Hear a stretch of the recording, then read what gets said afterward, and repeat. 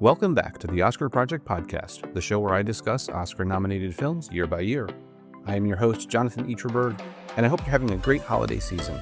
As we near the end of the year, it's time to look back on everything that came out this year and give you my rundown of what I saw in 2024. Before I jump in, please be sure to subscribe to the show in your podcast player so you can get all the latest episodes as soon as they are released. And don't forget to leave a rating and review in Apple Podcasts or Spotify. In the past, I have written posts about several lists that I put together each year, and you can find those lists on my newsletter on Substack at theoscarproject.substack.com.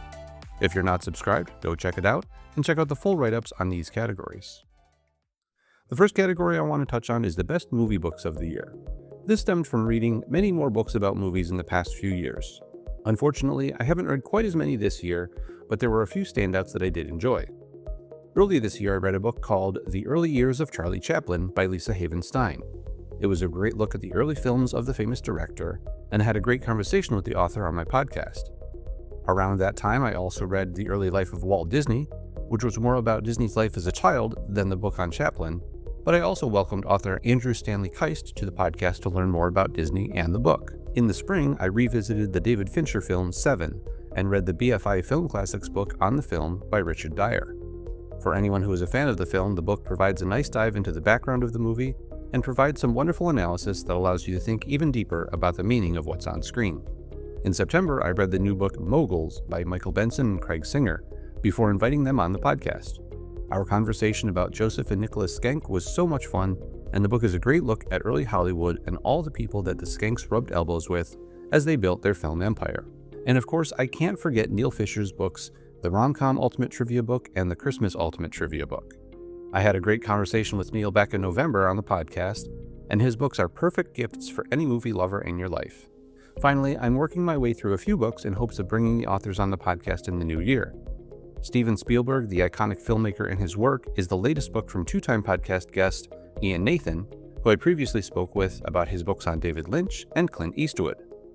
I'm also working on getting Adam Woodward on the podcast to talk about The Worlds of Wes Anderson, the influences and inspiration behind the iconic films, which was published back in October.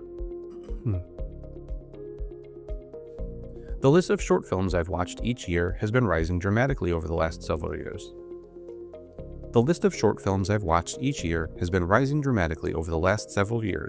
Especially as I bring the directors and creators on the podcast. In 2023, I watched 55 shorts and bumped that up to over 70 in 2024. Of course, I couldn't include interviews with all those creators on the podcast, but I wanted to touch on a few of the best from this year.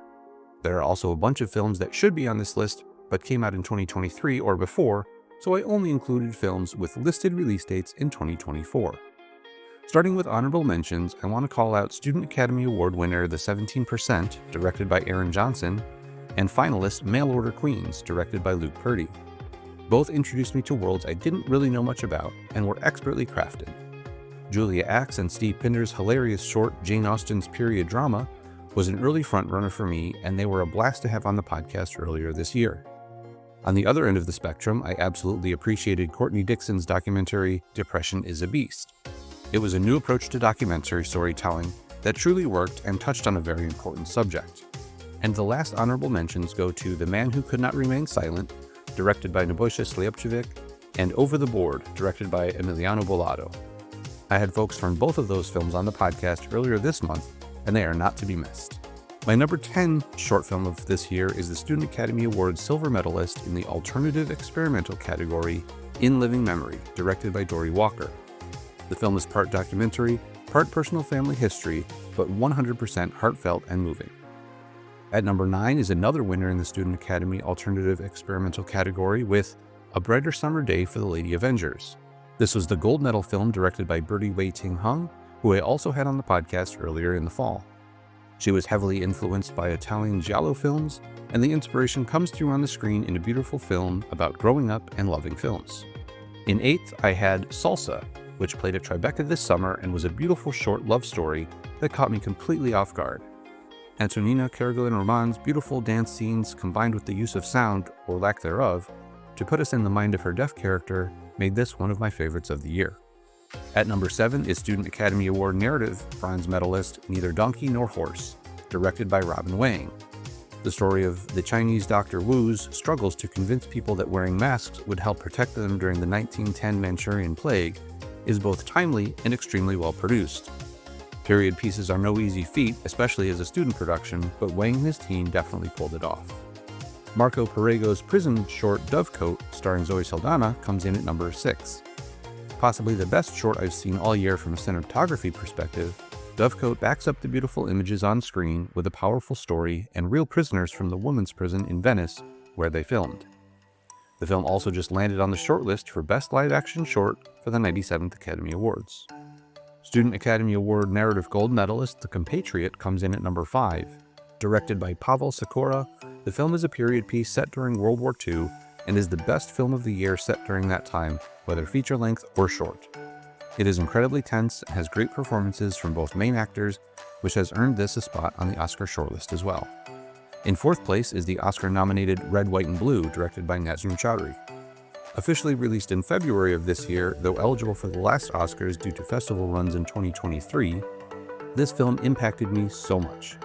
It has probably the best twist of any film I've seen all year, incredible performances from Brittany Snow and Juliet Donenfeld as mother and daughter. Nazrin came on the podcast back in February, and her episode is one of the most listened to of the year. In the bronze medal spot on my list is The Only Girl in the Orchestra, a short documentary about Orrin O'Brien, the first woman to become a full-time member of the New York Philharmonic. Directed by Molly O'Brien, the film hit me right on my music nerve, vaulting it near the top of my list, as well as landing it on the Oscar shortlist. My runner-up for top short of the year goes to Burnt Country, directed by Kirsten Sliment. Focusing in on wildfires in Australia and the cultural indigenous burning that is being used to combat them, this documentary was a Student Academy Award finalist and truly speaks to Sliment's abilities as a documentarian.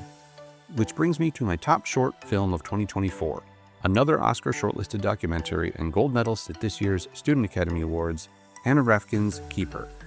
Rafkin went into the project looking to tell an interesting story about beekeeping in the Bronx, but came out with a heartfelt story of resilience in the face of adversity as she followed Sean Flynn through a cancer battle while also trying to care for his bees.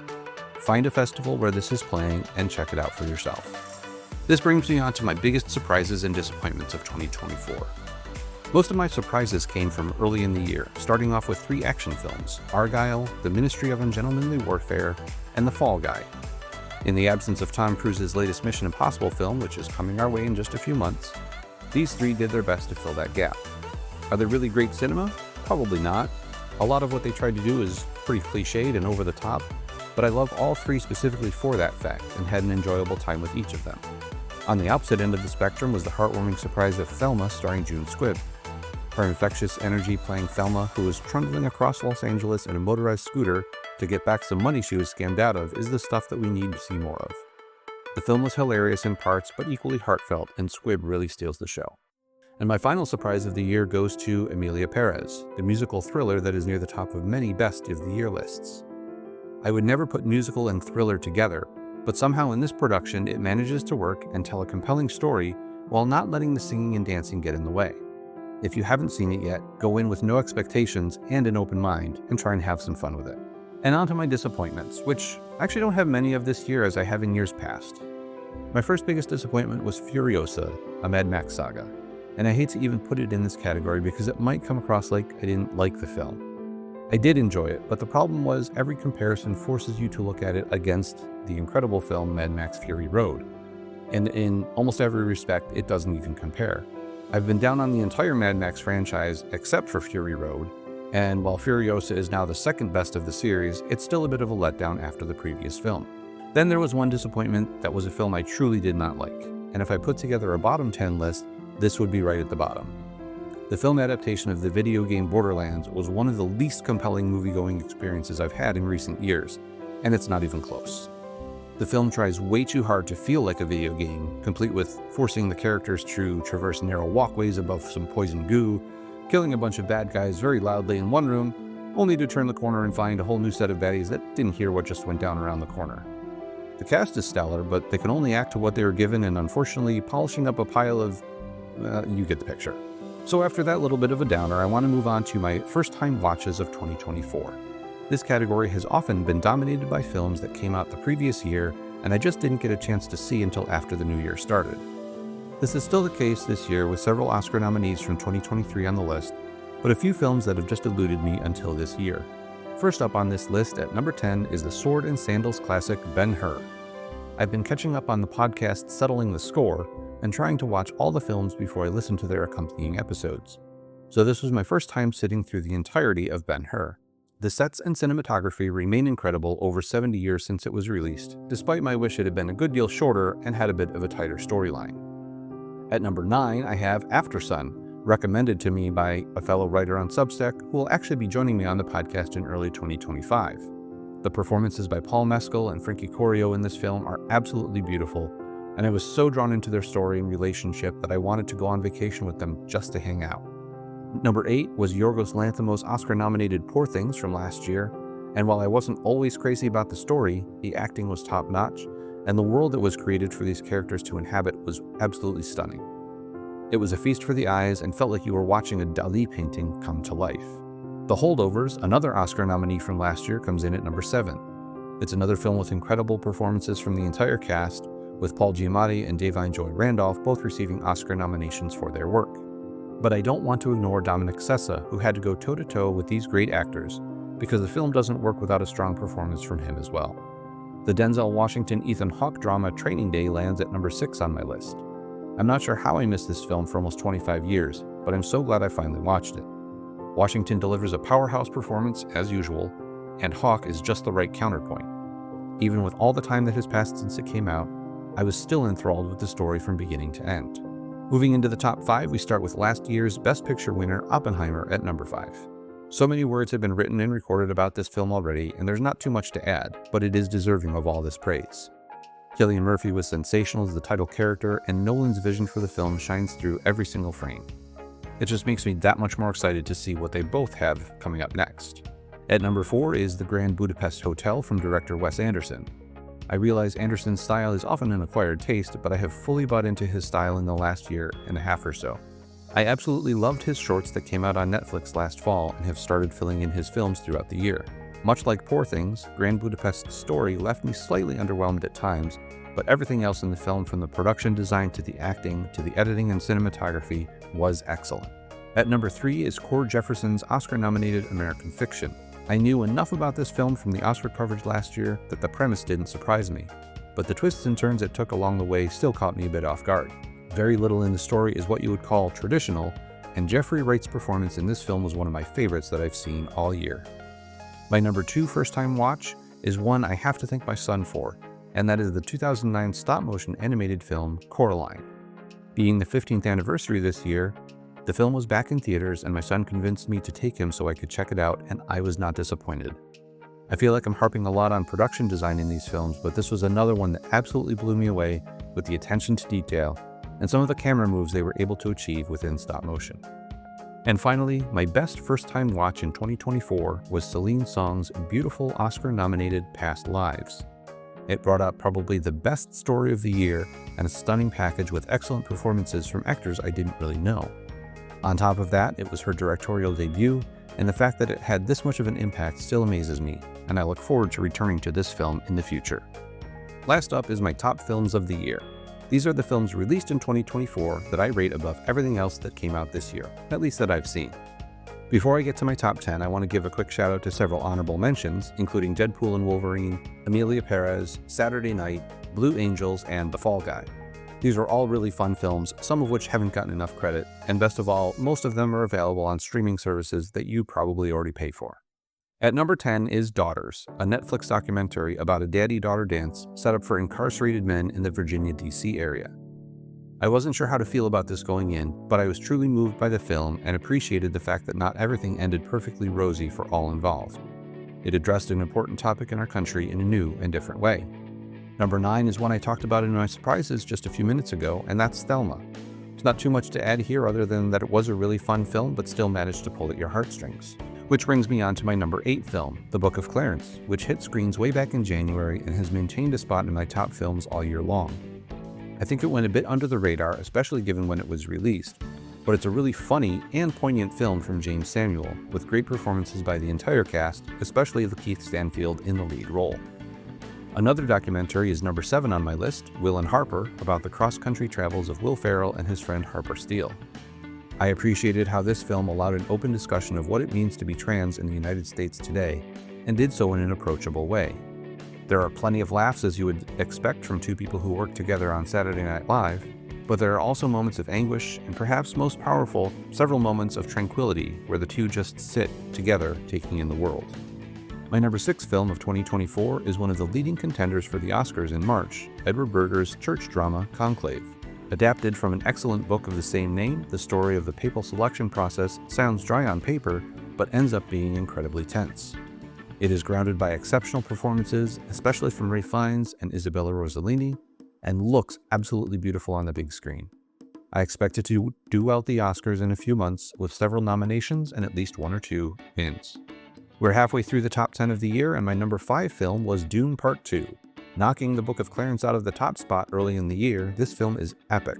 And while the first film was a bit more setup than action, this delivered on the promise of the first film in amazing style. The cast is stacked from top to bottom, and everyone is on top of their game. Every frame of this film is beautiful to look at, and while I know science fiction films rarely get nominated for Best Picture, and have never won, this could be the year that finally changes. At number 4 is my only film in the top 5 that happens in a real place, Sean Baker's sexy romance, Anora. With a breakout role for star Mikey Madison, this film has vaulted to the top of many best-of lists this year. Really 2 films in one, Anora takes you on a journey that most people will only experience in the movies, and is sure to be right up there with a number of Oscar nominations in a few weeks. My number 3 film has definitely defied gravity after being held down for years. That's right, John Chu's Wicked finally hit screens back in November and was totally worth the wait. The performances by Ariana Grande and especially Cynthia Erivo are some of the best I've seen all year, and the entire film is a visual and sonic spectacle. See it on the biggest screen possible with a full theater, and if you're in the mood, there might be some sing-along showings with tickets still available around the holidays. The only animated film in my top 10 occupies the number 2 slot, and that is The Wild Robot, directed by Chris Sanders and starring Lupita Nyong'o and Pedro Pascal.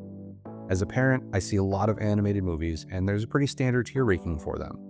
Most fall into a category of what I would call mindless fun. They're bright and colorful for the kids and have characters that they can get behind. Above that are good films that the family can enjoy together, but parents still get bored with after the 4th or 5th time watching it. Then we have some of the best films from Pixar, Disney, and DreamWorks. Films like Shrek, Finding Nemo, or even Monsters Incorporated.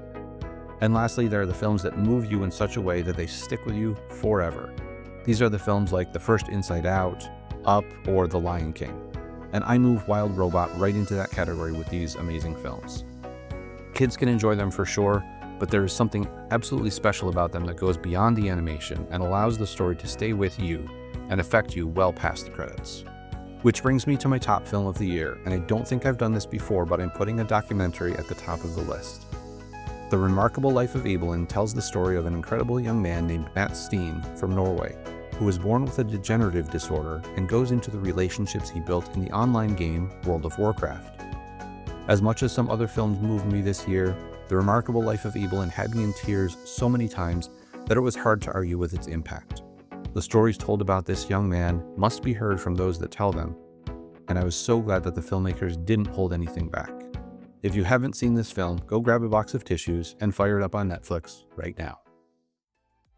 And that's it, my top lists of 2024. Of course, there are films that I missed this year, even with watching more movies in a calendar year than I have in my life, at least according to Letterboxd. If I missed your favorite, it's not intentional, but please leave me a comment as to why I should put your favorites at the top of my watch list as we head into 2025. And just maybe they will end up on next year's best first-time watches. The Oscar Project podcast is written and produced by me, Jonathan Eaterberg, with editing assistance from Joshua Eaterberg. Be sure to come back for my next episode where I will be doing a podcast year in review.